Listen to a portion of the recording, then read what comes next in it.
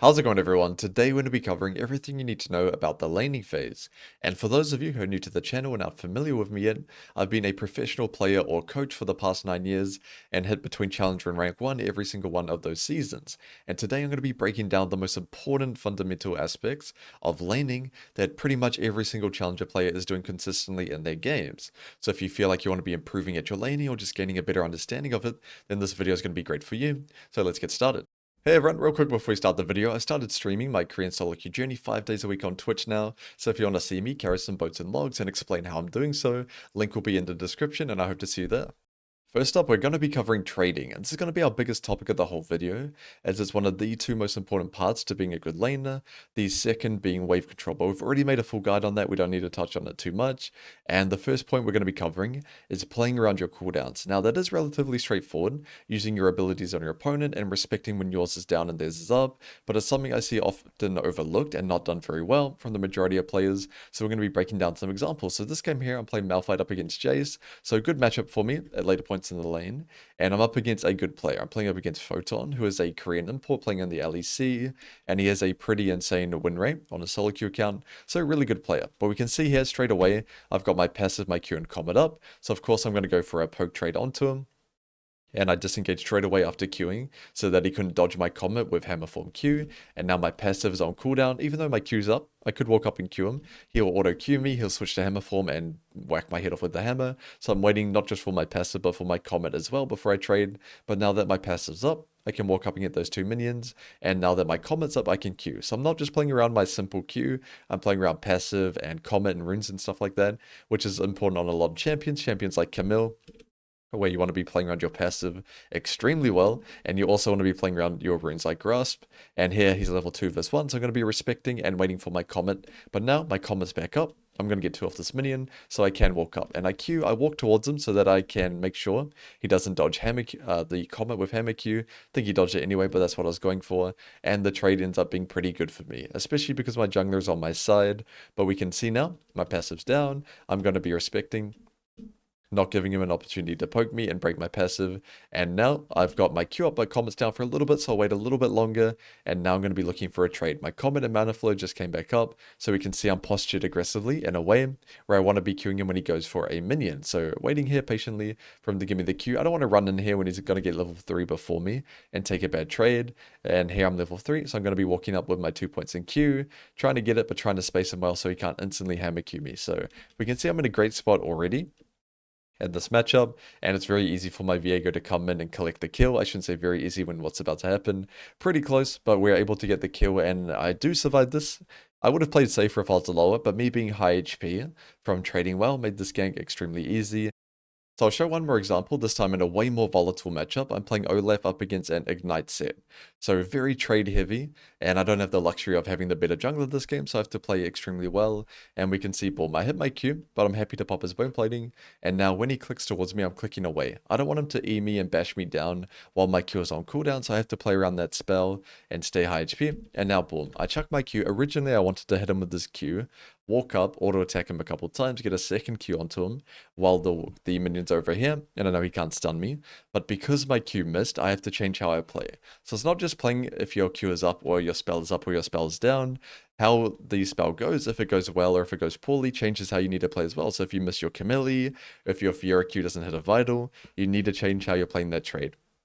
And that's also a mistake I see people make, where they'll Fiora Q, for example, and miss a vital, and still keep trying to force that trade, where if you hit the vital, it's going to go good. If you miss, it's going to go poorly, where you could just disengage and look for that next Q.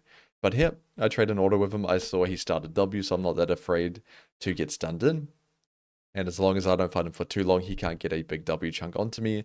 And here again, Q onto him. I wanted to run him down on that timer, but I wanted to get level 2 first, so I'm waiting for that. And now I go towards him, but again, I missed my X. So not the best X accuracy in this game, but I am playing around it. I click away now because I know he'll get level 2 during the fight, and I needed to hit my X to win that trade. So now just life stealing, hitting the wave a bit, and I'm able to space out his E. But now his spell is on cooldown, so I'm going to be walking up and fighting him. So I'm not just playing around my spells, playing around his as well, and not just them being down, but also them being up. We can see here I'm juking left and right, and I'm already pre-moving before he casted his W, so I was able to completely avoid even the side parts of that damage, but guaranteed to avoid the true damage part of it. So now hitting the wave a lot, I need to get level 3, I need that level advantage, and I chucked my Q through the wave just to try. I wanted to just crash and base, to be honest, but he walked up. But because I'm level 3 vs 2, I'm happy to brawl him. And now my Q is on cooldown. I know I win this trade, well, this fight, but I want my Q to be up. So I'm kiting around, you see my clicks. I'm also trying to avoid his E. So I click towards him, click back, trying to bait out his E, but he got the longest range E of all time here. But I was mainly kiting for my Q to be back up. I'm waiting for my Q, I'm hitting the wave, waiting for my E as well. So I just want my abilities to be up. But here, I was trying to dodge his E as well. Unlucky that he got it, but I'm able to just bash him down because I waited patiently in time for my Q and my E to be relatively up. Of course, my E, I can speed it up with an auto attack, but I played around my cooldowns here. I didn't just fight him now, while my Q is fully cooldown and my E is 10-second cooldown. I kited around, I waited patiently, and then now that my spells are up, I was able to take him down, and he's completely out of the game because he has no TP.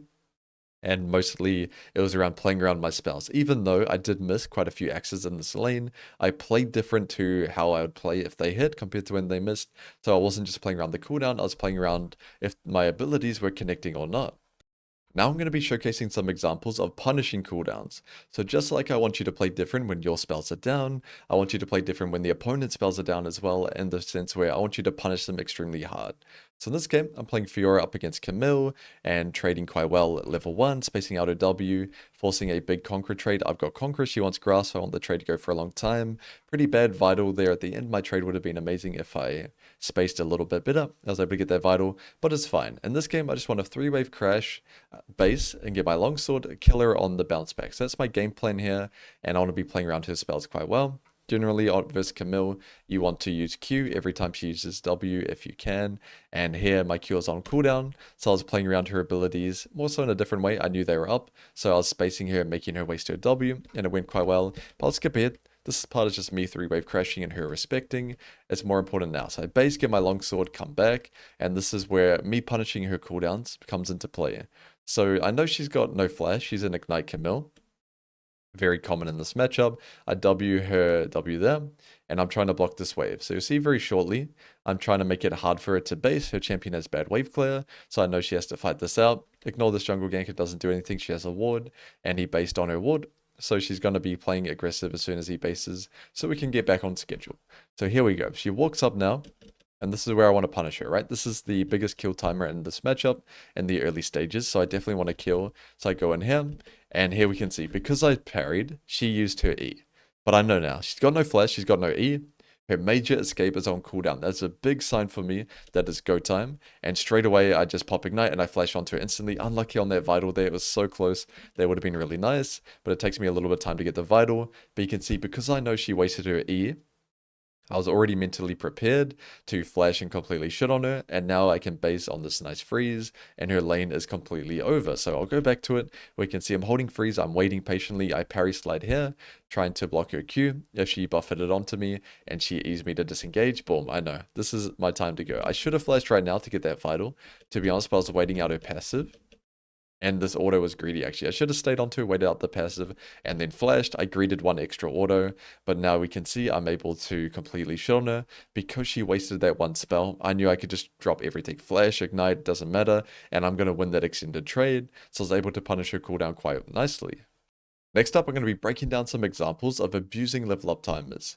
And this is one of the most impactful changes you can make to your gameplay to lead to consistent solo kills in your lane, where you really want to be abusing every single time you can, where you're a higher level than your opponent, as you're just going to be stronger in most scenarios, especially during the levels 1 to 3. So we can see here, walk in with the Riven. I don't want to take a big trade level 1.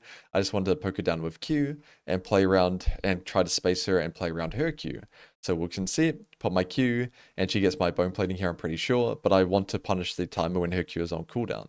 And I don't want to push too fast in this lane. She's barely touched the wave, So I don't need to feel any pressure for me to speed up my push. I'm just going to last hit the minions very slowly. And you can see I'm not last hitting them when they're on 84 HP. I'm last hitting them when they're as low as possible because I want to keep my lane here and abuse my strength. So here I'm level 2. I'm clicking onto her straight away. She's also a good player, so she's going to respect that. So she's clicking away. But you can see I'm clicking back and forth, trying to bait her in, trying to punish her failed tether. And here I click towards her and I'm able to get the W onto her. So I'm able to punish my level 2 versus 1. So I'm already off to a good start. So she respects for a little bit here. I'll skip ahead. I'm just trying to poke her down. And now again, I'm tethering back and forwards. I know I'm level 2 and she's level 2. Something she doesn't know. Well, she probably should know. She thought about it, but she doesn't see straight away. I'm going to get level 3 off this minion. So you're going to get level 2 on the 7th minion, unless you get some ward XP. So we can see this is the 7th minion that I got level 2 on that one there. And you're going to get level 3 on the second minion on this wave here. So when you see the cannon wave, you know 2 minions will get you level 3 if everything is normal. So I know that after this minion dies, 1 more minion is going to get me level 3. So I don't need to last hit it myself. I can rely on my creeps to do it. So I force a trade onto it. So she saw a timer, 2 all in me. She could kill me here level 2 versus 2 actually. We can see her damage quite high. But because I was able to get level 3 off that minion, I'm able to skill my E, pop it, completely nullify her all in, and then kill her with Q. And again, she's a no TP champ, so this drastically ends her game. But if I didn't abuse my level 2 and my level 3, there's no way I would have killed her in this game. Now, the next step up to being extremely good at your level up timers is not just getting that level and then fighting your opponent, it's pre-moving on your level up. So moving before you actually get that level and fighting them starting the 1v1, they fight you back and your own minions kill theirs and get you that level for you so you can catch them off guard during that fight. A lot of people can get level 2, get level 6 and kill their opponent, but moving before you even get to that point and trusting your wave to get you that level is a skill that I want you to work on. So I did a little bit in the Pantheon game, but as a better example here, I'm playing up against a Gwen, really volatile matchup. We're both low HP. I did fail the early trading. I think she actually went east down, stabbed me down with Doran's Blade if I remember correctly. Can't really. But her jungler is coming top. I know that. But I can also see here the cannon minion. If you notice the cannon off to the side, that is the minion that's going to give me level 3. So I'm playing quite passive now, waiting for it to get a bit lower, but now it's low enough. I know I'm going to get level 3 during this fight, so I jump on her head, start fighting her, and even though her jungler comes, I was able to take her out, and I was able to survive this as well. So you can see I moved before I got level 3, I jumped on her head before I even leveled up, and caught her off guard, and I was able to 1v2 and survive this gank. Now, this next point is extremely underrated, and it's something I don't see talked about often enough, and that is posturing. To punish your opponent in lane, you often need to be posturing in a way where you can punish them if they do something. So, a better way to explain it is to stand in a position, and if your opponent walks past a certain area, uses a certain ability, or tries to get a minion, which is the most common one, you want to trade onto them. So, the way I like to teach it is trading is a 2-step process. You posture in a position where if your opponent does something, if the condition is met, you're going to attack them. Now that's going to increase the amount you're thinking about your matchup, your intention, it'll speed up your learning, but it's also going to make you better at posturing. So in this game here, I'm playing Jax up against Olaf, really volatile matchup, and I got a good example of posturing in this game. So now I know Olaf wants to Q the wave and hit me at the same time, so I'm trying to dodge and get my minions, and now here. This minion, if you touch this minion, I know I'm going to get level 2 first. I've got push, so I'm very happy to make this lane volatile. If you touch this minion, I'm going to beat the shit out of you, pretty much. That's what my body language is saying right now, and I'm trying to get behind him, but now that this wave is coming in, I have to reposition. The wave chased me to the left, so I repositioned to the right. But again, if you touch this minion, I'm going to walk behind you and beat your head in. So we can see as soon as he touches it, I walk behind him. I was already ready to trade with him before this minion got low. Of course, everyone in lane wants to hit your champion and hit the minion, so you can be prepared for that with your posturing and be ready to punish either way. And the minions is the easier one to punish. We can see here, if you touch this minion, I'm already clicking behind him before he's even touched it. I'm not back here hitting this minion and then I see him walk up and then I'm like, oh, I want to hit him, and he just cues me and walks away. I'm ready to hit him before he even walked up, so that when he did walk up, I was able to get a huge trade onto him. And this is extremely important for your trading, but also on certain champions, it's pretty much mandatory. So champion like Fiora, you want to be posturing in a way. If you touch this minion, I'm going to hit your vital, right? It's really important. Champion like Urgot, whose E is hard to hit, but if it hits, it changes the lane. You need to posture quite well. And even on pretty much every champ you play, if you can posture first. So seeing trading as a 2-step process, even on a champ like Garen, if you touch this minion, I'm going to QE you or walk behind you in E. It's going to make your trading significantly better. And because of that one posture, that one trade, we were able to dive top, on a two-wave crash, which is pretty funny, but we're able to punish this guy for that one trade where I postured quite well, and he dies 1 for 1. He doesn't have TP though, so he loses a lot of farm on this kill. Now I wanted to showcase an example of which side of the lane do you want to be trading on. So most of the time people see it as, do I want to push or get pushed in? And that's going to work too. But if you're in a matchup where the relative strength difference is quite small, but someone's slightly stronger or smaller, it matters a lot which side of the lane you trade on. So if you're pushing, that probably means you get level 1 push, which means you're stronger than your opponent, and that means you get level 2, level 3 first. That's pretty easy. But what if your opponent is stronger than you level 1, but you still have timers where you can fight them in the lane? So this is an example here. I'm playing Mordekaiser up against a Wukong, and even though he is stronger level 1, which means he wins a level 1 trade if he wants to, gets level 2 first, level 3, if I fight him on my side of the lane, I can actually win this one because I have Ignite as well, so does him, so does this Wukong, and my champion is no slouch in a all-in either, especially at level 2.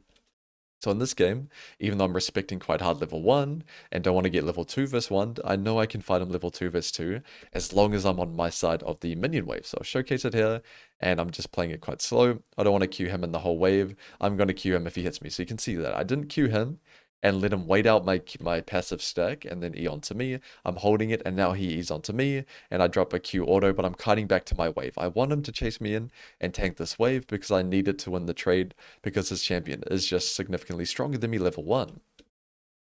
And now just bashing the wave as much as I can. Get level, he gets level 2, so I click away here. I use my Q on the minion because I know he's going to get level 2, and I'm going to let that caster die, of course.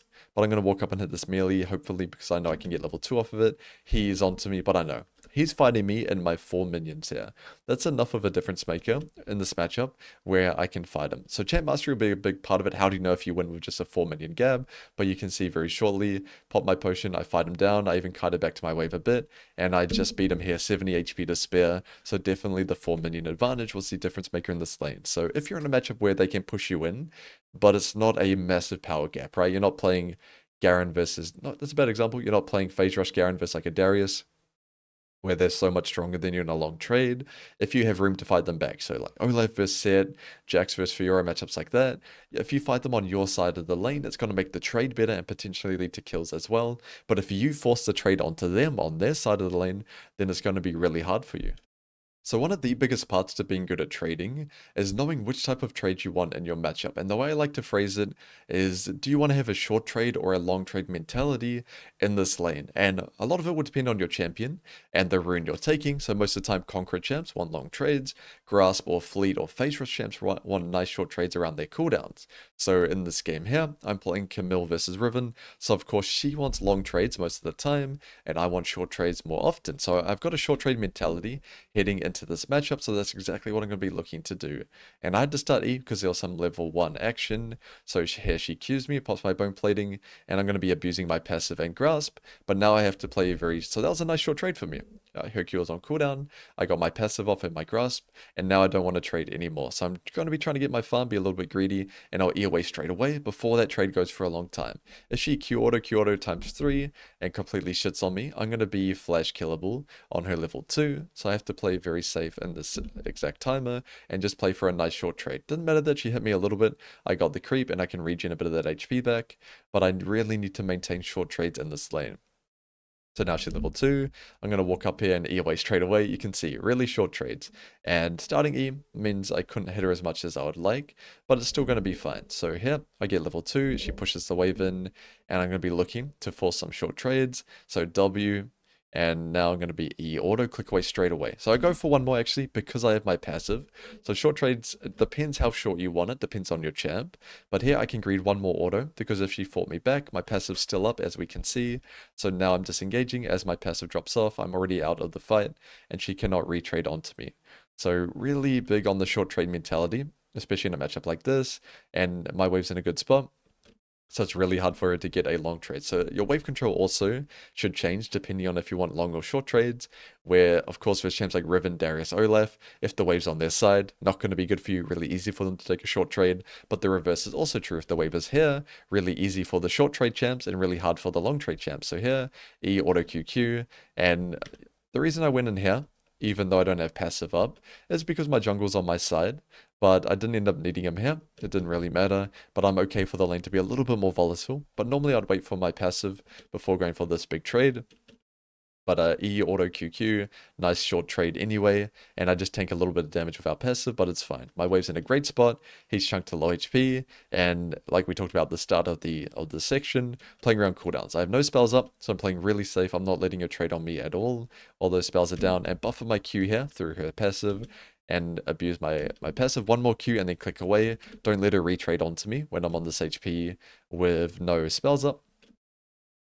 So we can see now she's in a pretty bad spot. Use her E, and I go for the E flash. She flashes my E flash, really nice by her, but I was able to buffer my Q again through her Q3. So nice buffering by me. But I'd say the main reason I won this matchup was because I had such a short trading mentality throughout the entire lane, and I didn't give her a single extended trade except for one near the end. But that was, of course, going to be fine for me because it led to a situation where she was 1 HP and I was 400. So even though this trade went for a little bit longer than I'd normally like, I was able to kill her before it went for too long. So I'm maintaining that short trade mindset throughout the entire lane. Now, expanding off that previous point, you may be wondering, what if my champion is good at short trades and good at long trades? So a champion like Jax, you can do a nice short trade, like in this example here, or you can bash him down and do a long one. Champion like Olaf, you can just QE run away, so on and so forth. So how do you know if you want a long trade or a short trade? Depending on that situation. And generally, if you can get a nice short trade and finish it before they can hit you back, even if you're a good long trade champion, that is going to be good. So we can see in this example, I bash him down and I end the trade now. I could keep fighting him and extend the trade a little bit longer, and it would have been fine. He would have hit me back. But this is a great trade. This is a great time to finish it on. The only time I walked up now is because I wanted to maintain my Conquest stacks and get the trade going. But if I had Grasp, I would have chilled and stopped, just gone for a Grasp hit maybe and clicked away. So it depends on your runes a lot. Also, something to note, if you're the one getting push, then a more volatile lane is better for you. Depends on your jungle as well. So generally, if you go for long trades, that makes your lane very volatile because your opponent can hit you back. So you're both probably going to be low HP if you're not killing them on that timer. So how do you know if a volatile lane benefits you? Depends on the matchup, depends on the jungle, stuff like that. If you're playing a champ like Kennen versus Jax, you want to stay high HP, get the Jax really low. If you're both low HP, it's bad for you because he has more threat and more force, and he can all-in you a lot easier. And if there's jungle gap, or they have a champ like Rek'Sai and you have a champ like Shyvana, you probably don't want the lane to be too volatile if you can avoid it. So pretty much just see doing long trades as making the lane more volatile. And if you can take a nice short trade and finish it before they can hit you back, that's going to be great most of the time. But if you want the lane to be more volatile, even if you could end that trade a bit quicker, and the reason you'd want it to be more volatile, maybe you want to dive them or your jungler's topside, something like that, then you can extend it. So if your champ's good at both, you're going to have to just build experience on this concept and know the best time and place for a short or a long trade. But generally just think, does this matchup or game state, depending on what the junglers are doing, benefit a more volatile lane? And if so, then you want to be maybe long trading a bit more. And if not, maybe just do these nice short trades, just QE on Olaf, run away, finish the trade on CC with Jaxi, auto QE phase rush away on Garen, something like that, and keep it less volatile if that's not going to benefit you. Next up, we're going to be covering backtimers, and backtimers are so important that I would say my number one rule for a top laner is your base timer is your top priority over everything. Now, there may be some exceptions. If you miss your back time and get a triple kill in the river, or just get your Triforce and base and TP, of course, I'm not going to complain. But generally, especially early game, your base timer has to be your top priority. More important than a plate, more important than moving to your jungler, and this is something I see quite a lot, where someone will crash a wave, they need a base, they're low mana, low HP, have a good component in the shop, but their jungler is doing grubs or invading top jungle. You need to value your back timer as your top priority over everything. That's a really easy rule to follow, because no matter what's happening in the game, if your back time is your number one, then you're going to start basing at least. And if you start basing and you pan your camera and see, oh, this does look pretty good, I think we'll just double kill the skirmish and then I can base anyway, then fine, you can move to it. But if your opponent is in lane, and they don't need a base, or if they have TP up and you don't, and you miss your back timer, you can find yourself stuck in lane forever, especially if you just crash a wave and you have low resources, low HP and mana. If your opponent doesn't miss their base, or they're stronger than you on that timer because they just got back, they can keep pushing waves, poking you on the tower, and you've probably experienced this where it feels like there's nothing you can do, because there's not. If you miss your back timer and your opponent's stronger than you, and you either don't have TP or it's not up for 3-5 minutes, you're going to be stuck there suffering until your opponent kills you, somebody dives you, or you just bleed out 40 CS and a bunch of XP. So your back timer has to be your top priority over everything, especially in the early game. And if you're unsure when to base or not, I've put the best timers down below, and I'm going to be showcasing some examples as well.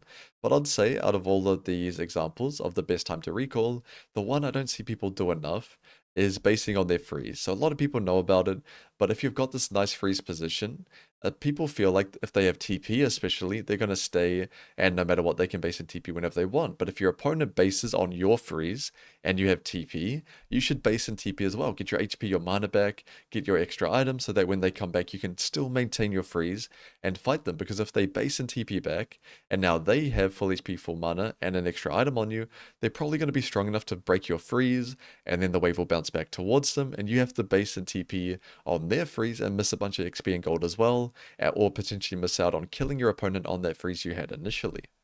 For our first example of a back timer, this game I'm playing Jax up against a Vlad.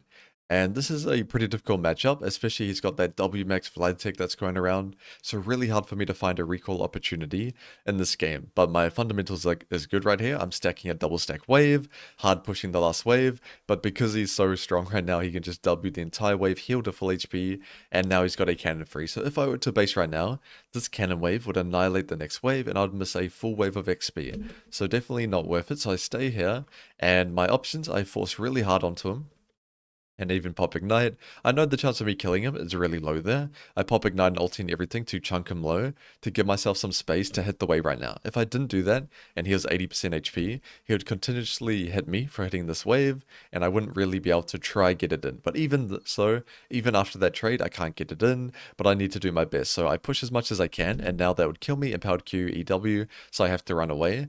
But here we can see I instantly go into this push and base. So why is this a good recall timer, even though I don't have a freeze and even though I didn't crash a wave? So the answer is he can't freeze this one. You need about a 4 or a 5 minion advantage to freeze the wave. And it's not always going to be like that. It depends the position of the wave, and also depends the HP of the minions. But that's a good rule to follow. 4 or 5 extra minions you can freeze. Here it's a 2 vs 2. So I know, even though I will lose these 2 minions and maybe 1 or 2 of the next one, the wave will come back towards me because this is not enough of a minion gap for him to freeze. So I start basing straight away, and as we can see very shortly when the next wave arrives, the wave is going to come back to me. And he knows that too, he tries to stop my base, but I get it off just in time. And now I get my items, I get full HP, full mana, wave coming back towards me, and my lane is saved based purely off that back timer. So I'll show one more example of an aggressive back time, and this one is extremely common, the cheetah recall. And for those of you who don't know what it is, essentially you crash the third wave, and you base to get an item and HP advantage, and then try to kill your opponent on the bounce back with that advantage. But I'm going to be breaking down when to do it, when not to, and how to execute it. So in this game, Jackson to Aatrox, I win the 1-3, but he starts to win the matchup level 4 onwards, so I really want to gain an advantage. So I want to be cheetah recalling in this game because I took Ignite as well. Cheetah recalling is extremely important on Ignite champs like Riven or Ghost Flash champs like Olaf, because if you don't base and your opponent crashes a big wave back to you, they bounce it back, and you're unable to kill them, then they can base in TP and keep you stuck in the lane. So it's really important that you get your base off if you don't take TP, but you don't need to do it every time. So we can see I'm forcing really hard 1-3. Another mistake people make is they don't force the matchup too hard. If you're going to be basing in wave 3, you might as well trade as much HP and mana as possible. You can see I'm tanking Qs, I'm forcing really hard, tanking the wave. I don't care because I know I'm going to be basing in the future anyway.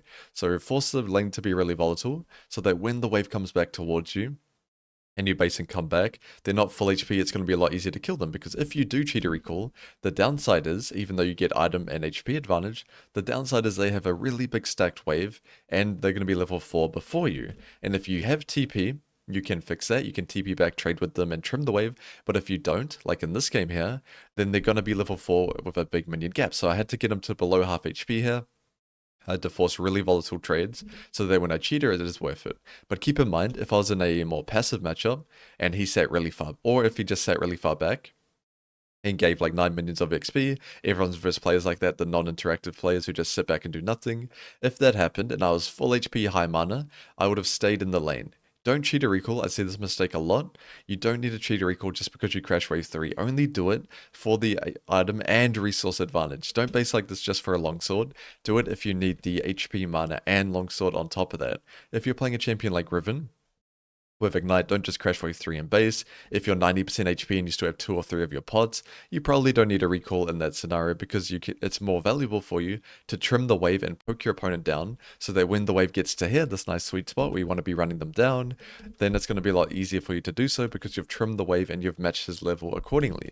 So we can see here, I'm just forcing straight away. I know I've got item and HP and mana advantage, so forcing a big trade here.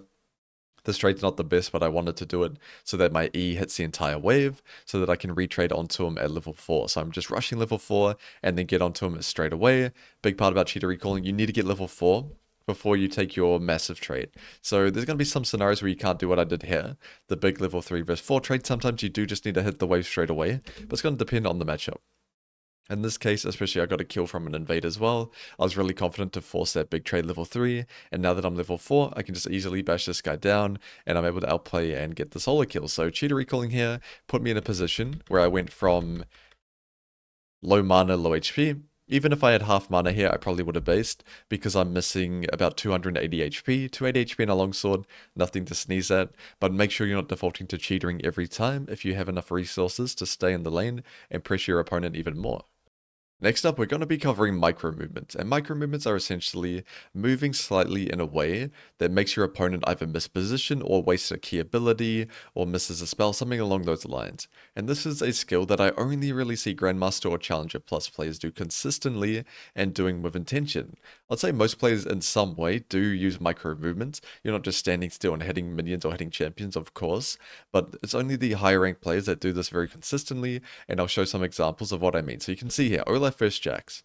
My level 1 is a bit better, but he can bash me down with E and then stun me and disengage the trade and end the trade in CC, so the trade won't be as good for me. So I want to be baiting him to use his E, but I don't have a gap closer. I don't have anything to really pressure him to use his E, so I'm going to be using micro movements. I'm going to walk towards him and pretend to hit him and try to make him use his E and then space it out so that I can't get in that E range. So we can see I click him, I pop Q, I click back, and you can see here, I don't want to auto attack this guy. I want him to use E. I click him and I click back instantly. You see that little stutter step? And that made him put his E up. So that one micro movement where my character turned to face him, to hit him, and I didn't just click my character down here, I literally clicked the Jax so that my character turned and locked onto him. He made eye contact, he was ready to get staunched, and he put his E up in response so that I couldn't auto attack him. So just from that one little movement, he's used his 17, that's painful to say now, but 17-second cooldown. So now he's in a position where he has to respect me for 17 seconds. This is a matchup where he can fight me back and take a big level 1 trade, but because of that one little movement there, he's now has to respect me for a long time, and I'm guaranteed push in this matchup. So we can see I'm able to staunch him again. His E cooldown's really long. I'll go for one more.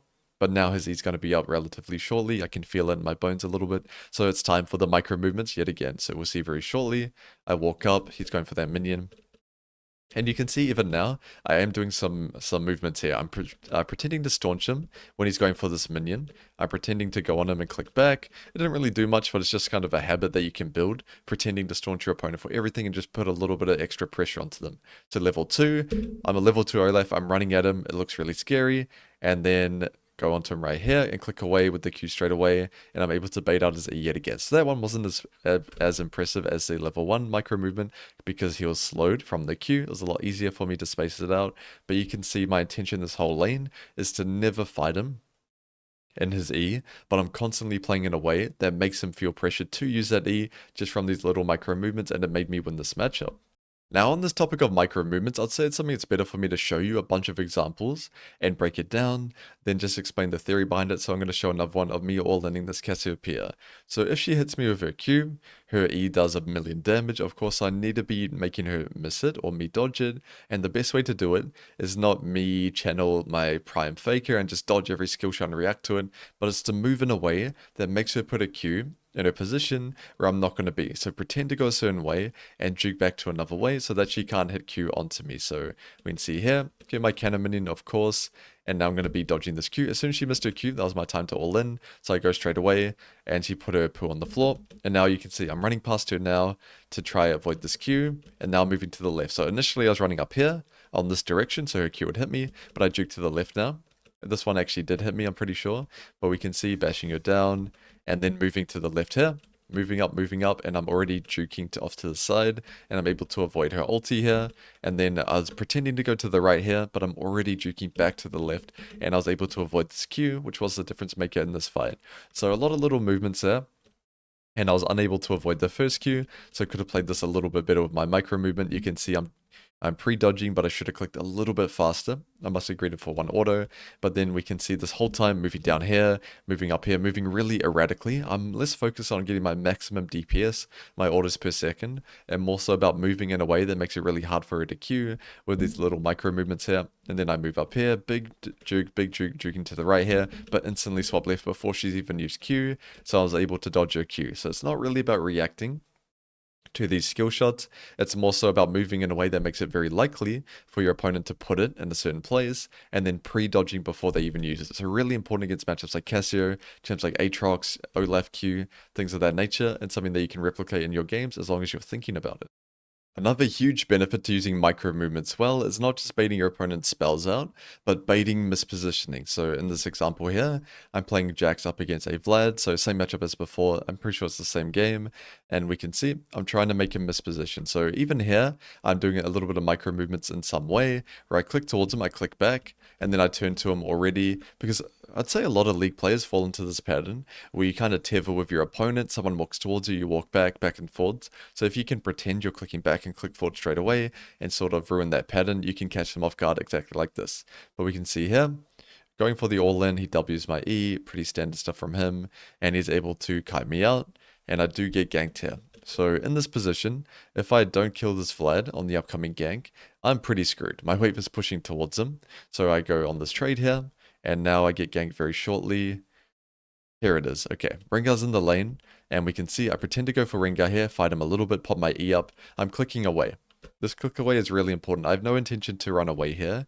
Maybe I could wall jump away, like flash wall jump away or something like that, but I want to kill this Vladimir, of course, so I click this way, click down. I'm shown I'm running that way, I'm shown I'm running that way. I have no intention of running away. And Vladimir sees what my character is doing, so I instantly click back and flash to get the max range E, and I'm able to take him down before he gets his pull off. So if I showed that I was going to flash towards him, if I clicked towards him a little bit earlier, he would have pre-pulled. I guarantee it. He would have pulled early, or maybe flashed away or something like that, but most likely just uses W, and then I just die one throw with the wave in a bad spot, and my game is over. But because I had that nice little micro movement just before I wanted to flash, I was able to kill him. This is really common on champions like Jax, especially, where if they space out your E, you can pretend you're walking away but then flash back onto them. So here I was able to do just that and pick up a nice kill and even get away from this Rengar.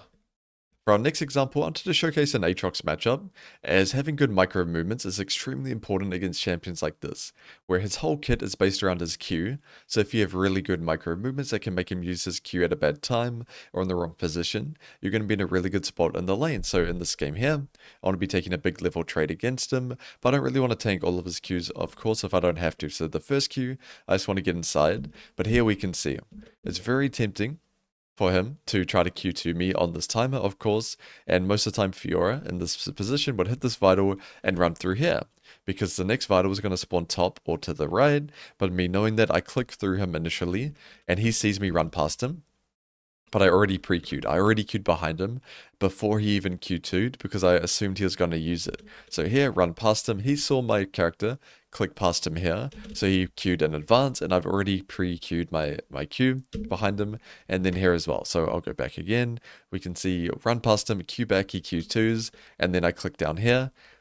But I'm moving down this way, and then already juking to the left, juking to, and juking down, right? So a lot of jukes in one brief moment, very erratic movement, makes it really hard for him to hit this Q onto me, and if you can avoid the inner part of Aatrox's Q level 1, the trade is going to be very good for you, and that's exactly what I was able to do, and we can see I was able to still get a bunch of damage down, and now he's in a really bad spot. So even at the very last point here, I clicked up, he clicked towards me. So he came out of his tower, and I was able to get this last Q. And then here again, auto him, click away, and then click back. I'm already clicking back before he's moved towards me. I'm not reacting to him at all. I'm moving in a way that makes it very likely he moves a certain way, and then I'm able to punish him. So really good trade there, and now he's in a pretty much unplayable position, and I think I just solo kill him at level 2 because he's so low HP he can't really play from this point. So you can see the micro movements put me in this position where he was unable to play the lane anymore because the way I was moving made it very likely for him to move or use his Q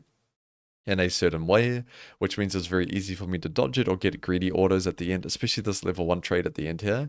Even if I tanked the inner part of Q2, if he held and used it well, the fact here, where I've got full stacks of Conqueror, and my champion's better in long trades, where I'm moving away and already pre-clicking back to him, made this trade way better than it could have been, even if he hit his Qs onto me, if he spaced it out. If I just took that trade and ran back to lane after playing around his Qs, then he would have been in a much better position than he is now, so the micro movements baited him to leave his tower briefly for a short moment as he was tethering me and allowed me to get some extra autos, so now he's in lethal range. Now we've broken down the two biggest benefits to being good at micro movements is baiting out your opponent's spells and also baiting them to misposition. But the best way to be able to do this, the skill you need to develop, it's not just clicking your mouse, you need to develop anticipating what your opponent wants to do. So we can see versus the Jax, I knew he wanted to E, versus Aatrox, I knew he wanted to Q me, of course, but what if it's not so clear? So I have an example here where I'm playing up against Renekton, I'm really far ahead, I want to run this guy down like a dog and kill him with my level advantage, and he wants to let the wave come into him and just get XP in the meantime. So we can see very shortly I'm going to get level 8 and go for a trade, get my Q to hit the minion and him same time. So good abuse of level up timers and also being able to pre-move on that level as well. Now, right now, what does this Renekton want to do? He wants to dash away. If he dashes right now, I'm still going to Q him. He's not going to be in range, so he has to double dash. He has no minions, so he wants to double dash through me. So we can see, I know that's exactly what he wants to do. I auto Q him, and now instead of picking up my axe, instead of running towards him, I'm clicking away before he even clicks away. I'm not reacting to what he's doing. It kind of looked like it, but I promise I'm not a young man anymore. I'm not reacting to that. I know he wants to run past me and double dash through me. So I juke out his movement so that he can't do that. And now I hit him. I click away again. I'm making it really hard for him to double dash, and he had to just accept one dash, and he had to flash ulti away. And now I'm able to easily dive him off that pressure. So you can see I didn't just have good movement in that situation. It was pretty good, but also anticipating what Renekton wants to do made it possible. It doesn't matter if you're the best at using your mouse in the game. If you're not anticipating what your opponent's doing, you're not going to be able to use your micro movements very successfully. Next up, we have CSing, but mainly around laning phase. I'm not going to be talking about mid to late game farming, anything like that.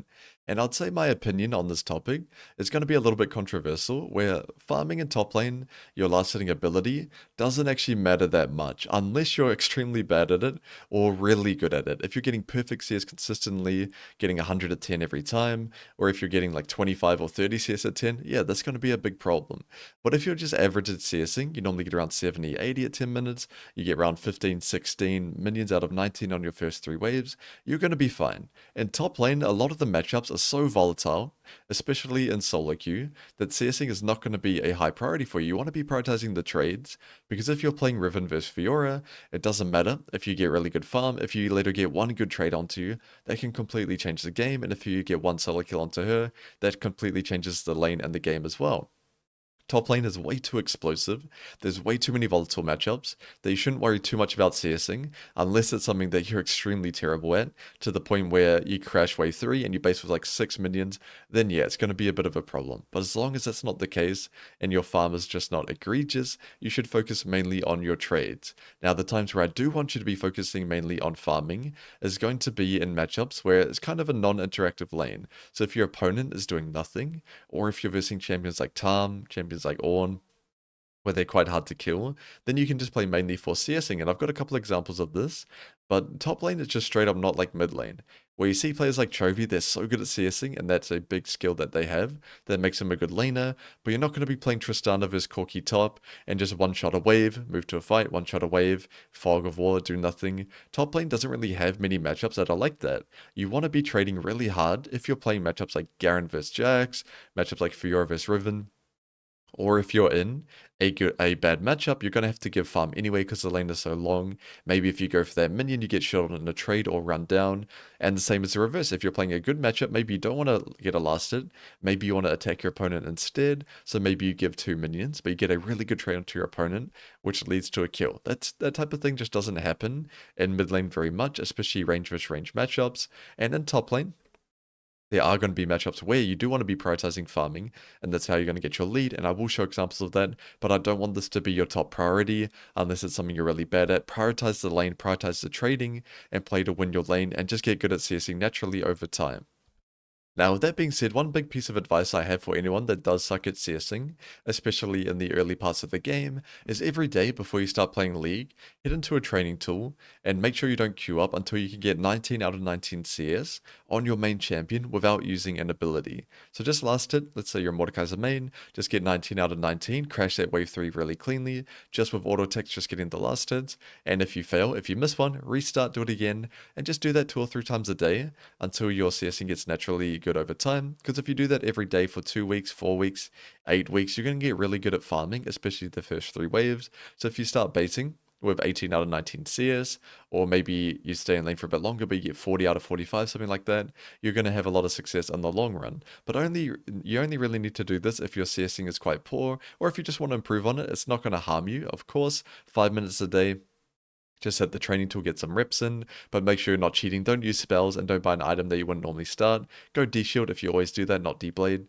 stuff like that. But make sure you're just prioritizing getting those minions with your last hits. And if you can, for your slow pushing, in a game as well, but you can practice in training tool, try to last hit the minion as low as you can. Don't just hit the minion when it's 80 HP. If you're going to hit 80, try to really milk out that last hit on your slow push and get it really low so they can build a bigger and bigger wave. And also have more time when your opponent can't really approach that wave as well.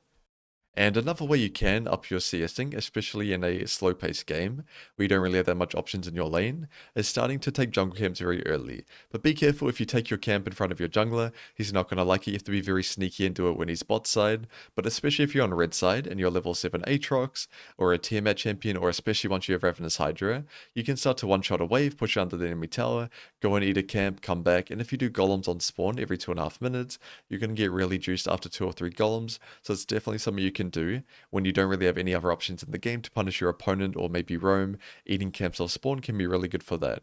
And the final tip I'll have, and I see this mistake a lot, is that's why I recommended when you do your reps, when you practice your last hitting, to do it without using spells. If you use a spell on a minion wave, you have to play very different, where if you use your Fiora Q to get a last hit, now you can't punish your opponent if they walk up, or they can punish you while your spell's on cooldown. So try not to get into that habit of just using spells for farm. Try to be really confident that you can auto attack each auto attack each minion, and only use a spell if you're going to farm under tower and you're not going to trade on your opponent anyway, or if you feel like your opponent's not in lane and not going to walk up anyway, then you can. But for the most part, you don't really want to be using your spells on the wave. You want to be last hitting it with auto attacks and using your spells on the enemy champion. I'll let it slide if you're using it for a cannon minion, but just make sure if you are using that spell that you're playing really respectful when it's on cooldown. Now, even though CSing shouldn't be your top priority, I'm still going to break down a couple examples of CSing well. So in this game here, I'm playing Mord up against a Gragas. So this is what I was talking about. This is a non-interactive lane. If this Gragas doesn't do anything horrible, I'm not going to kill this guy 1 to 5. It's not going to happen. And if I trade onto him, his champion has so much sustain that he's just going to regen it back. So I'm going to be prioritizing minions in this lane. Where if I was playing Mordekaiser versus Darius or Olaf, I'd be prioritizing the trade. So we can see here, I hit the wave a bit so that I can get push, and I try to Q Gragas and the minion at the same time. So if you do want to use your spells on the wave, and the AoE spells, try to hit the enemy champion at the same time. So we can see here, I'm prioritizing that minion first that my minions were targeting, and we can see already I dodge out his W damage, and I'm 6 out of 6 farm already, so off to a good start. Right now I walk up and trade onto him because look at my minions, they're all full HP. This is a great time to walk up and trade if you're prioritizing farm, because you're not going to lose anything. And now I walk back, get this minion, and again all my minions are full HP, so I can look for an E trade. If you touch that minion, I can go onto you. I'm pretty sure the reason why I didn't is I didn't want a 2-wave crash in this game. I just wanted a nice 3-wave crash, but I probably should have checked it out in hindsight. So there, missed my E, it's fine. Go for that minion, and now we're 12 out of 12. So you can see I'm still hitting the Gragas a little bit. I'm still walking towards them when I've got free time, but my top priority is CSing well. So I get that minion a bit lower first. I don't want the minions to be kind of spread out in damage. So if you get one minion lower than the others, of course you can last hit one at a time, and you won't be in a scenario where you have two minions that are last hittable at the same time. So we can see here, do the same thing. Both these minions were quite healthy, so I bashed this one down first, and then I was able to get it really quick, auto queue, then get this one. So there's still little tricks you can do to farm well, but a lot of it is, I would say, priority. Most players that have been playing for a couple of years, or Emerald and above, I'd even say Platinum and above, you can get 19 out of 19 CS in a trading tool if you wanted to, but so many people prioritize the trade so highly and give up so many minions, or they're so scared of their matchup that they give up more than they need to. But we can see, wait for the cannon to be 1 HP, pop the auto attack onto that, Q2 casters, and now I can fog. I've cleanly crashed the whole wave under tower, so I'm able to fog down and get my ward, but 19 out of 19 CS, so off to a good start in this game.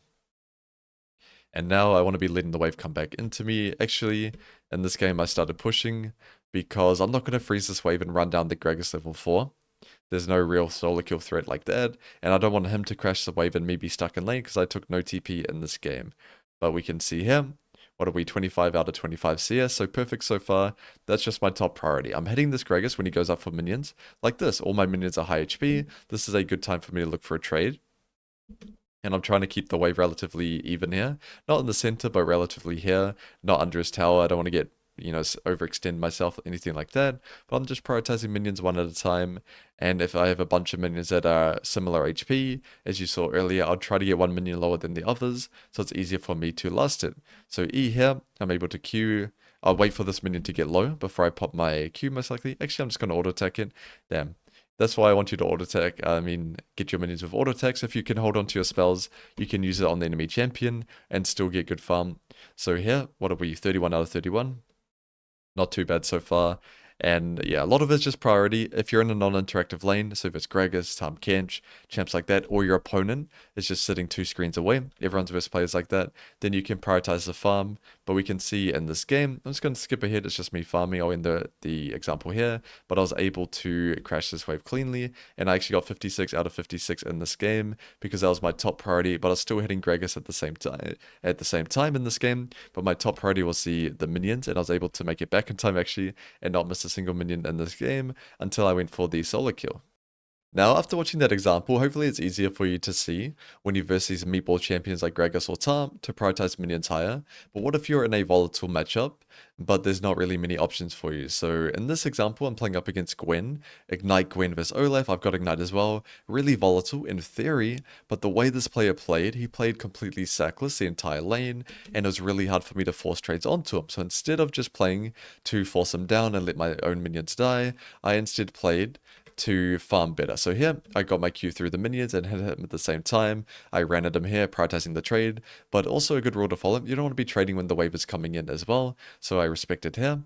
And then last hit this minion, and now I'm going to be looking to trade on this timer here. But look how far back he is. He's sitting by his tower. I could walk up and maybe throw an axe at him. He might dodge it. It might miss, do 60 damage or whatever it is. But it's better for me to prioritize minions here because I can't force a meaningful trade onto this player because he's playing so safe. So I should have checked a Q there, waiting for that minion. I do regret not doing that at least. But you can see I'm just prioritizing minions over hitting this guy because he's playing so far away that it's really hard for me to force any type of advantage over this guy. So I'm going to be playing for farm and still trying to trade. And when the wave comes back towards me, you bet I'm going to be looking to force onto him and play really aggressive. But for now, 1 to 3, he's sitting far back. He's letting so many of his minions die. So you can see I even skilled 2 points in Q here in the end and just decided to play for the wave and play for proxying. And we can see I got 19 out of 19 CS because that was my priority. And here, I even let him hit me and let the tower shoot me a couple times, or one time, because I want to be lower so I can clear this wave faster. And then I proxy, I let the wave come back into me, and then I played really aggressive. But I was able to get 25 out of 25 CS because my opponent was sitting really far back and not letting me force really aggressive trades onto him, so I prioritized farming instead. Next up, we're going to be covering proxying, and I'll break down the benefits to proxying as we go through our examples after this slide. But a big question I get asked around this topic is, when can I proxy? How do I know if I can do it or not? And there are a few rules that you need to follow. Typically, you need to have enough wave clear to kill the wave reliably quickly, so you're not going to be proxying on a champ like Fiora or Camille early game. That's never going to happen until you get a Tiamat or something along those lines. You're going to be proxying on champs like Garen when you have a couple points in E, 3 points in E is really good, or champions like Singed, of course, famous for it. Even a champ like Jax or Olaf can do it, but you need to have a key AoE spell that's going to help you clear that wave in a reliable amount of time. Now, you also need to be thinking about getting to that proxy position, because once you're in a proxy spot behind the two towers, well, between them, it's really hard for your opponent to get you out of that. But getting to that spot can be tricky. You need to crash the last wave. Let's just say wave 3 or wave 6, doesn't matter. But that's going to go under the enemy tower. You need to crash it as quickly as you can. And then either run past the tower if you can tank your opponent. So if they are just short trading champions that have grasp or fleet, something like that, typically you can tank them. But if they're a champion that's good in a long trade or a Conqueror champion, you don't really want to be walking past them because they're going to stack Conqueror. By the time you leave the tower, even if you had a 1v1 in River and you'd beat them from full HP versus full HP, if you give them full stacks of Conqueror before you've even left the tower, it's going to be really easy for them to chase you down and kill you. So be very cautious of proxying versus Conqueror champs, unless you have a gap closer or something that you can just get past them with. But if you do want to proxy and they're good at long trades, you want to crash the wave under tower and go along the back. You want to do the long way around the jungle and to get into their proxy position, because even if they are stronger than you, once you're there, it's really hard for them to chase you without losing too many creeps. So if you want to be avoiding your matchup, so if you're losing lane but your champ can proxy, that can be a great skill for you to do as well. Now, the hardest part of proxying is playing around the jungle, where I get asked quite often, do I just not proxy if I don't know where the jungler is? And I don't want you to think about it like that. Oh, I see jungle bot, I can proxy. Oh, I don't see him, I won't. Think more so about the threat that the enemy top jungle have on you. Can they reliably kill you pretty quickly and you have no chance of living? And if the answer is no, if it's hard for them to kill you, or it'll take them a long time to kill you, and you still get the wave, it's going to be fine. If you one-shot the wave as Garen, and the enemy jungle top ganks you, and you chunk them both at low HP, you run around the jungle, flash the wall, and they have to blow everything to get you, while the enemy top is losing a whole wave, that's going to be fine. But if you're going to get instantly killed, so let's say you walk past the tower as Jax, and then the enemy 3-kill jungle just runs up and instantly kills you, probably you shouldn't proxy in that situation. So if you are realistically able to survive them, so maybe you're versus Graves and you're playing Jax, yeah, you can probably proxy. You can just block his orders with E, you can walk jump over a wall and get away, but prioritize living and wasting time when you get ganked over trying to 1v2 or anything like that. Just be that annoying time waster when you're in that proxy position, but don't really think about it, I see the jungle, I don't. Think about the threat that they have onto you. Because if you're versing, let's say like a Kale top and or a Kane jungle, it's these really low threat champs, most of the time you're going to be able to proxy and they're not going to be able to do anything about it. And as for the best time to proxy, let's imagine the scenario you're playing a champion that can. The best time to proxy is when interacting with your lane opponent doesn't really give you a big benefit or it's very difficult. So let's imagine you're versus like a 0-3 Gragas. It doesn't really matter if you freeze your lane, try to punish it and kill him and make him 0-4, and doing that is really hard. In that case, you'd want to proxy. So if one of those categories is checked, where maybe you're versus 0-3 Aatrox, probably it's better to proxy than try to make him 0-4, or if you're versus a 0-0 or a 1-0 Greg or something like that, or a Tom, really hard for you to realistically kill and punish, then probably just want to be proxying if you can. And the other scenario, and this one's harder to pull off, but if you don't want to interact with your lane, so if you're getting shit on, you're far behind, and I have a good example of this, or you're versus a champion where they're just going to beat you down, but you get that opportunity to proxy, where maybe they based after you, you go back to lane first, you crashed a wave, and then you start proxying, you can completely ignore that lane and just proxy, attack jungle, proxy, attack mid, and try to be more impactful around the map because your options in the lane in both of these scenarios is going to be very limited. Now, the 4 biggest benefits to proxying is having access to high tempo recalls, being able to pressure the map, which is something top lane can't normally do very well, being able to deny enemy jungle in the form of eating camps, or the 4th one, avoiding the matchup. So we already saw an example when I was playing the Olaf vs Gwen in the CSing section of me getting a high tempo recall, but what about in a game where I need to avoid the matchup? So I have an example here, Garen versus Olaf. I'm really far behind at this point. I'm 0-2, my team's 0-10. This is going to be a quick loss, but I don't want to be staying in my lane and getting completely shit on by this Olaf. What can I do in this game? So So he just based, he got a couple plates and based, which means now I'm on the map before him. So instead of me laning, and if I walk past the tower here and he arrived, he would have completely shit on me. So I have to walk around the back, and now I can completely ignore the matchup. So you see I proxy this wave, and then I head into the jungle, I proxy the wave here, and now even though he could solo kill me very easily and win every trade, I'm completely ignoring the matchup, and if there's any options in mid or jungle, I can be there. But in this game, my whole team lost, there's not going to be any options, but in a game where maybe your mid jungle does a little bit better, you definitely can. So I'd avoid doing what I'm about to do now, proxying in the base. I was getting a little bit lost in the source. Just stick your proxying to here at the deepest, but you want to be holding this position for as long as you can. When you're in a matchup or a situation where you can't really play the lane anymore without getting shit on, if you can keep this proxy going for a long time and keep looking for plays mid or plays in the jungle or maybe even eating camps, that's going to be your best case scenario. Next up, we're going to be covering range top laners, playing them, and more importantly, how to play against them. And it's important to know the game plan, the win condition for these range top laners, so that you can better understand how to play against them. And the range top laner, in over 90% of cases, they want to stay high HP. They want to take nice 100 to 0 trades where they chip away at you, get you lower and lower, stay high HP themselves, and then get to the point where even once you get level 3 or level 6, doesn't matter, when you hit your spike, where you could normally all in them, based on your level or your wave state, you're too low to be able to do so. Because if you're a full HP and you're playing a melee bruiser champ, you're going to completely shit on any range champion in an extended all-in. But getting to that point is the hard part. So you need to be picking your moment in the game where you want to be fighting them, and most of the time that's going to be on level 3, level 6, on the start of your bounce back, so mainly around a specific level or a wave state, or a positioning where the wave is in the lane, that's when you want to be attacking your opponent. But a lot of people make the mistake of trying to get every single minion, getting poked down by the range champ. Now you're a level 3 Camille versus a Vayne or a Vlad or something, and they're full HP, and you can't really go onto them because you're too low HP because you got poked down before you got to that point. So it's really important for you to either conserve HP when let them push the wave in early, and a big part of that is bush control. Bush control is extremely important for playing in range matchups on either side of it. You want to be taking over the middle bush and either making them ward it, or you just got that safety, because if the range champion face checks you in that bush, they're probably going to get shit on in most scenarios.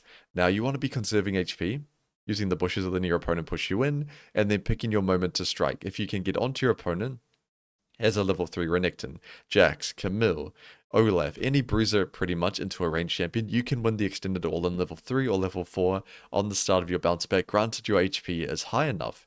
Now, that doesn't mean you need to let your opponent push you in every game, just because they're ranged. It also means you can push your opponent in and then base and kill them on the bounce back. So it's going to depend on the matchup, of course, but if you're playing a champ like Olaf versus a champion like Nar, where he does beat you, he has range, and it's really hard for you to force onto him, you can crash wave through in that matchup. You can queue the whole wave. Same with Renekton versus Gnar is actually a better example. Renekton versus Gnar, really famous matchup, where on Renekton you can just hard push waves 1 to 3, and then you want to be letting the wave come back into you and killing Gnar on that bounce back. But if you just let him push you in and poke you under tower and you get too low HP, by the time you're in that position, level 3, level 4 with good fury, if you're too low to engage onto him safely, you're not going to be able to punish that ranged opponent. Now, to quickly bring it back to that main win condition we talked about before, where the range champion wants to stay high HP and chip away at you, the way you want to be counteracting that, if you can, depends on the matchup, is making the lane as volatile as possible. If you can start Q on Jax versus a Cannon or a Jace and trade onto them, yeah, if you jump onto them and whack them, you're going to take damage as you're running away. They're going to chase you down the lane. But the big benefit to a melee champion you can have is Torrent Shield and Second Wind. So if you trade even or losing against a ranged champion, they can't take Torrent Shield or Second Wind most of the time.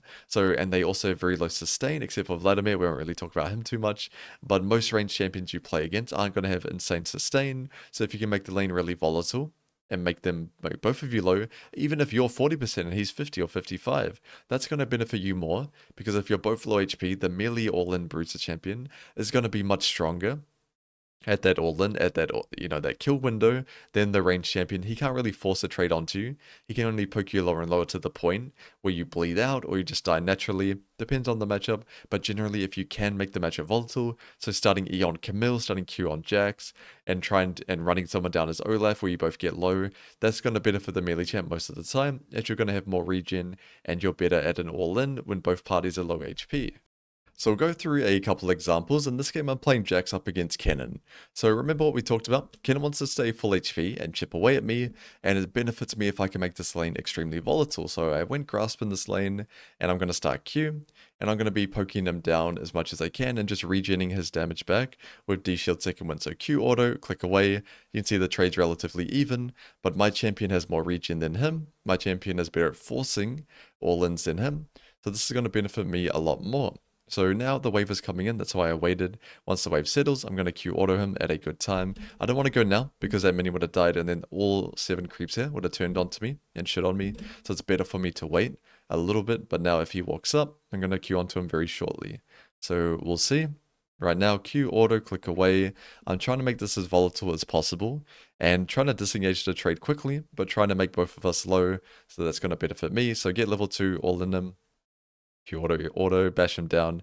You can see even now, I'm willing to trade more HP. I didn't just run away on the stun. I wanted to do 2 or 3 extra autos, and also him auto me as well. That's fine, so that we're both low HP. This is going to benefit me more in the long run. It's better for me to get him really low, and me be even lower, then both of us be healthier, if that makes sense. I'm okay to trade a lot of HP in this matchup, because now it's really scary for him. He's at threat of dying, I'm not. He cannot all-in me or force any advantage in this lane state, but I can, as we'll see very shortly, I can just do that, right?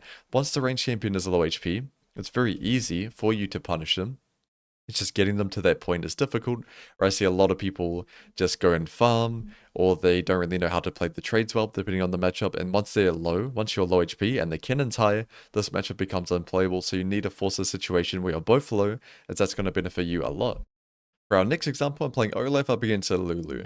Now, this is a matchup where I don't really have any room to make it super volatile. I don't have a point-click jump like on Jax, so what is my options in this game? Now, I can either let her push me in and play safe and farm with Q, but I don't want to do that. My option here is I want to crash a wave, trade HP. She's going to hit me if I try to crash the wave. That's guaranteed. But because I have this big AoE wave clear spell and my auto attacks do more damage, I want to crash a big wave while getting shit on from her. Of course, I'd prefer if she didn't shit on me, but I want to crash a big wave and then base and come back and all in when the wave is coming back towards me. So you can see I'm mainly playing for wave here, as I have no agency in this matchup. I can't just all in her, I can't do anything about it. So it's better for me to play for the wave, so queuing the whole wave, trying to hit her as well with the Q if I can, but mainly playing for wave. And I'm respecting it. But here, I decided I can't 3-wave crash, I need to do a 4-wave. So that's what I wanted to do in this game. It's just going to depend on the game if you want a 3 or 4 wave. But if you can trade HP to get the wave crashed in, you're going to be great. But it is really matchup specific. You do need to know your matchup. You can't always crash a wave. And if you don't, if you get too low and can't crash the wave, then your lane is going to be screwed up. So it's really important that you know if you can crash the wave or not. And here, I'm really confident that I can in this matchup. As we can see, she's trying to hit me now, so I'm just going to hard push this wave as much as I can. And then base, even pop my W. You can see I can just lifesteal a bit and tank your damage. That's why I was confident with D-Shield as well. Now I can just base, come back to lane. And this is where the melee champion has the advantage over the range champion. The wave is coming back towards me. I've got all my abilities. I'm full HP, so of course I'm going to win in an extended all-in at this point. So I'll skip it a little bit. I want the wave to come in a little bit more and wait for level 5.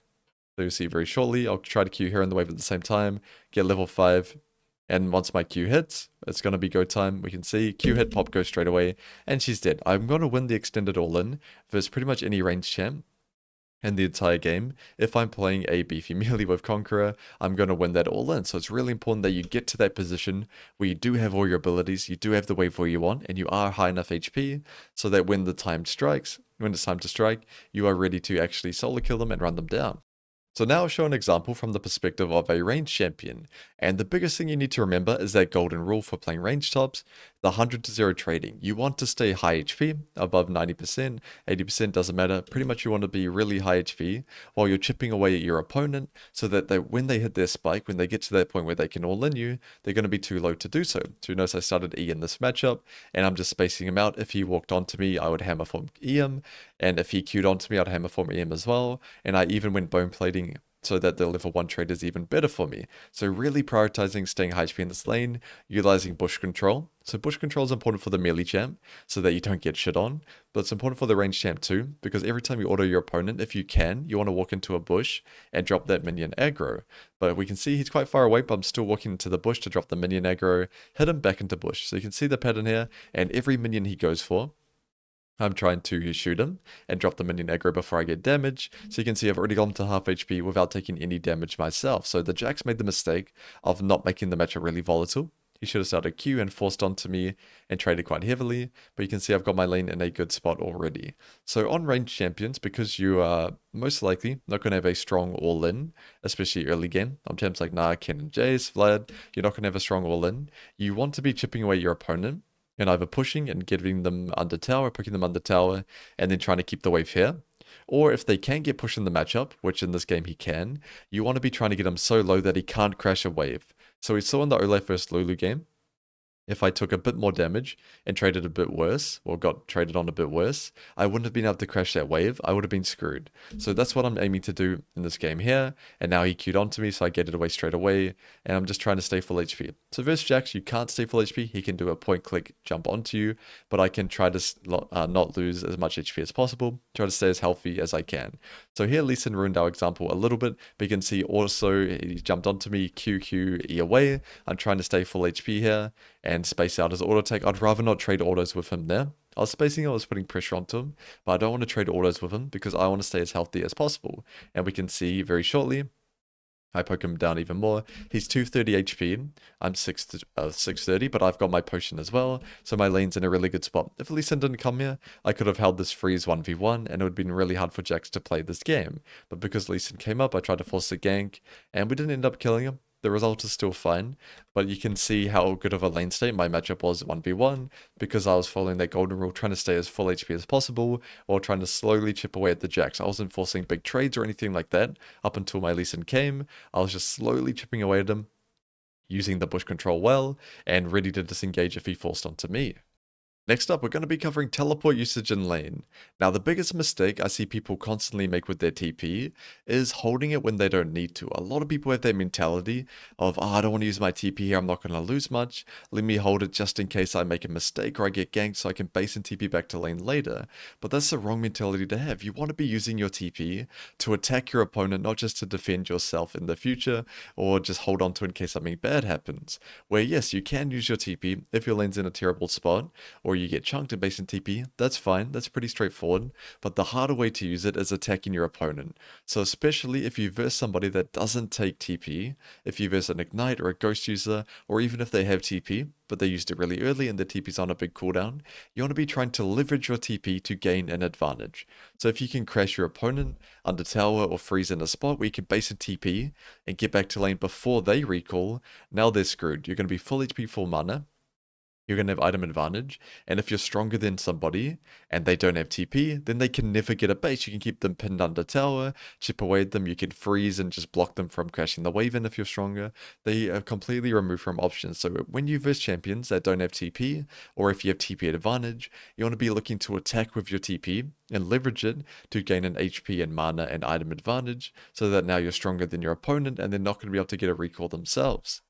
Now, a couple of specific ways to use your TP to gain that advantage is, of course, what we touched on, TPing back to keep your opponent pinned in lane and unable to recall themselves, or basing and TPing on your freeze. So let's say you solo kill your opponent with the wave coming back towards you, and you've got a freeze, or even if you don't solo kill them, maybe you get a great trade and they base in TP. I see a lot of people just stay on their freeze, last hit, their opponent bases TP's back, and yeah, they probably lost 3 or 4 minions, so what you're doing is not horrible, but they're going to come back, now they're going to be stronger than you, and they're going to force the wave under your tower. Now the wave's going to bounce back towards them, and they've essentially neutralized that advantage that you had. Where if you based in TP to match their recall and you TP'd back on your freeze, now you can punish them even further. So if they die or they base, and you match their recall and TP back and hold that freeze, don't let it crash and don't let them crash it.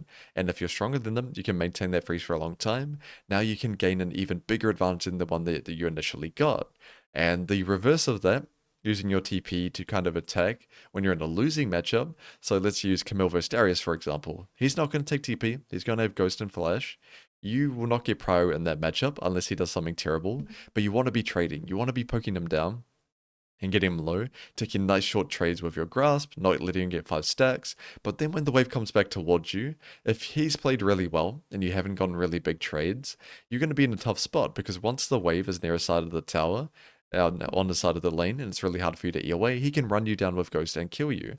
But you want to be trying to heavy trade when that wave is on your side, get both of you to low HP, and then you can base and TP as it's bouncing back, and he either has to base, which means you can now crash the wave, or he stays in lane, which is very realistically what's going to happen, and now you're going to be full HP, full mana, extra longsword, and you're going to be strong enough to crash the wave, or maybe even solo kill him, because you leverage your TP to gain such a big advantage over him, even though his champion is stronger than you at that point in the game. You're going to be stronger in that moment, so you can do whatever you want with the wave and your trades. Now I'm going to showcase a few examples of using your teleport to attack, so hopefully I can break you out of that defensive mindset of seeing TP as the spell to use to catch minions and not lose anything. You want to be using your TP as an aggressive summoner spell to attack your opponent. So I'm not going to worry about the matchup too much. As we can see, Jace vs Jax, we've already broken down this same matchup in the range top section, but I just want to stay high HP, disengage the trades, and poke him lower and lower. My goal is to hold a freeze outside my tower and get him low enough that he can't force that crash, and that's exactly what I was able to do. And because I did that, my jungler came top and we're able to get a nice kill. And from this point here, I know Jax is going to TP back. When he TPs back, he's of course going to be stronger than me. He's going to be full HP, full mana, extra item. But if I were to base and TP here, so I trim the wave and base, look at the wave right now. If I were to walk back, I would lose hardly anything. The next wave is coming in, but if I walked back, he would be able to crash the wave, let it come back towards him, and then I'd be unable to punish him even further. So instead of that, I base, I TP straight back to lane here, and now I can poke him down even more, keep playing the matchup, and Sejuani even can come in for round 2. So you can also give your jungler extra options if you use your TP in an aggressive way like this. So the timer where I'd want you, a key timer that I'd want you to use your TP to attack like this, is going to be based on what jungle is doing as well. So if you can keep your opponent stuck here individually, that's great, and you should do it, but especially if your jungler is on your side of the map, you want to be using TP in this way to give them options in the game as well. So I'll showcase another example of this. This game I'm playing Camille up against a Gnar, and as we can see, I've got TP up, he doesn't, I'm heavy trading onto him, so I want to be leveraging my TP to gain an advantage over him. So I've got a good buy here, I've got a Sheen in base, I'm running around looking for jungle right now, base, buy my Sheen, and then TP back to lane. The wave was coming back towards me. I could have walked back and lost hardly anything, but I want to TP back and attack this Gnar, because if I walked back, he would have been able to stack Mega, so this is extra important against champs like Renekton with Fury Bar, Gnar with Mega Bar. He would have been able to stack that and build a even bigger wave than we see right now, and most likely crash the wave. So I want to come back here and force trades in straight away, using my TP to attack. Now I can trim the wave, I can trade onto him as much as I want, and I can attack him really aggressive with my item advantage at the point where it's quite easy for me. If he's level 7 with good Fury or good Mega and a double stack wave, I'm not going to be able to trade as freely, so I want to trade really aggressive now while I've got this advantage, and I use my TP so I can do so. And oh, a little bit closer, okay, but you can see I was able to kill him in the end, because now even if he lived here, even if I didn't mechanics max him here, the wave would have bounced back towards me and he would have had to base on that freeze. He had no TP in this timer, so he would have lost a lot. Now in this example here, I'm playing Olaf up against a Vayne, and I really wanted to showcase the key point we talked about in the slideshow of leveraging your TP to gain an advantage versus a no TP champ. Because if you verse a champion like this, Vayne with Ghost Flash, Riven with Ignite, Darius with Ghost, they have the advantage over you in the form of combat power with that summoner spell. But of course your advantage comes in using your TP to gain an item and a resource advantage. So in this game, I want to get push, trade really heavily onto her. I'm not going to break down the matchup that much, but I really heavy trade. I even popped Ghost to get a good trade onto her. I saw she went W and Q, so I popped Ghost because I knew the trade would go for a long time, even though it wouldn't kill her. And I was able to leverage my TP here to gain an item and resource advantage. I got both of us to low HP, and now I TP back. Am I going to lose anything if I walk back? No. Maybe 1 or 2 minions tops, but I TP back with my item and HP advantage, so now I can trim the wave, I can trim Vayne's HP bar, get her lower and lower, and we can see here I'm trying to stop her back timer as well. She started basing in this bush here, but I was able to cancel her recall with a Q at last second. We didn't see it, but it definitely happened, and now she was unable to recall, so she's a champion where in theory she's got the advantage over me with 2 summoner spells, but because I was able to use my TP to gain item and resource advantage, now I'm stronger than her and I can keep her pinned suffering under tower the whole time, and she's not able to harass me or be a problem in this game at all. And in the end, I was able to kill her here, we can see, because I'm just so much stronger than her, and even if she didn't die here, she would have to base and sacrifice an entire wave of golden XP and be really far behind regardless.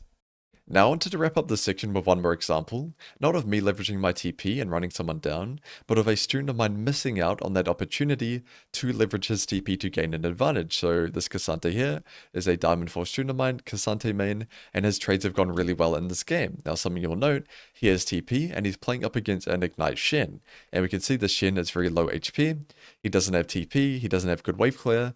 If the Cassante after he crashed this wave based and TP'd back to lane, and kept this Shen stuck under tower, he'd have so many options given to him. But because he walked back, this Shen was able to escape this unplayable situation. Shen would be stuck under tower, getting poked, Cassante could ult him through the wall, he could solo kill him, dive him with jungle, demolish tower plates in front of him, and bait out his taunt, stuff like that. He has so much room to play, and the best case is, the Shen is he maybe runs away and gives up 2 plates, 2 waves, and his lane is over. Maybe his jungler comes and slowly helps him, but Cassante with this item advantage could have 1v2'd, so there's literally nothing the Shen can do to get out of this situation, apart from maybe taunt Cassante under tower, but that's up to Cassante to make that mistake. There's nothing he can do to get out of this scenario, but because the Cassante walked back to lane, Shen crashed this wave and based, and now he's able to come back with an item gap, not an item gap, but an item of his own, and he's not going to be in that desperate situation where he's stuck under tower bleeding out. So you can see how devastating the missed opportunity can be. He went from a position where he won all of his trades, he was doing really well in lane, but now he's actually a little bit behind in the matchup, where if he TP'd back to lane, leveraged that spell to gain an advantage, the Shen would be in an unplayable position, but because he missed out on that TP, now they're relatively even.